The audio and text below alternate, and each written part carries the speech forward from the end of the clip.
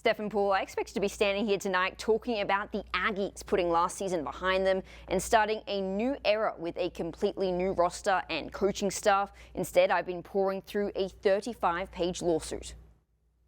Sent the people of NMSU a good kid, and they sent him back in broken pieces. That's how the dad of Kyle Fite, one of the plaintiffs in the new lawsuit, described his son after a season with the Aggies.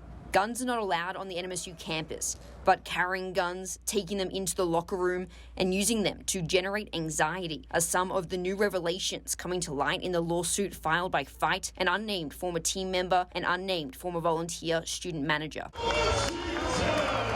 The lawsuit named Deshaundre Washington as one of the former players who had a gun.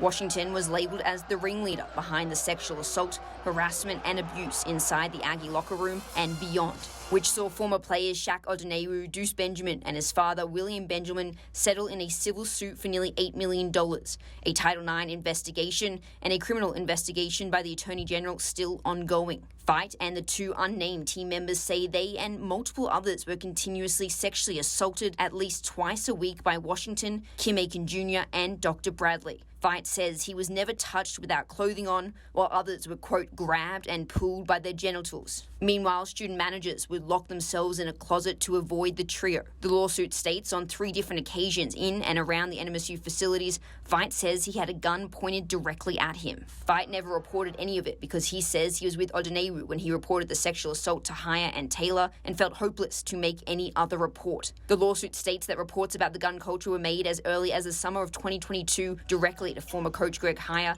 and nothing was done. Instead, the player who voiced his concerns more than once was cut from the team. The lawsuit also says multiple other student athletes, including a football player, reported the guns and no steps were taken to remove them. This includes after the deadly November 19th shooting on the UNM campus, where then NMSU player Mike Peake shot and killed 19-year-old Brandon Travis in self-defense. Fite was diagnosed with PTSD, which the lawsuit claims is as a direct result of the guns, assaults, and intimidation. Now, I reached out to Fite for comment. He told me he can't at this time, but at some point he will be available to talk. This lawsuit is the second filed against everyone you see here on this screen, but the first against current NMSU Athletic Director Mario Rocha. He is also the only defendant who is still at NMSU and involved in any capacity. Rocha was granted a new 5-year contract back in April. His salary, though, is not being paid with state funds anymore at the request of the New Mexico governor. Rocha did not comment on today's lawsuit when asked, while the university told me they do not comment on pending litigation. Meanwhile, Dr. Bradley, who you see here, played in a Division I basketball game tonight, and Greg Hire is the coach at JUCO School, Mineral Area College. Steph, Paul will continue to follow this story as it continues to develop. All right, thank you.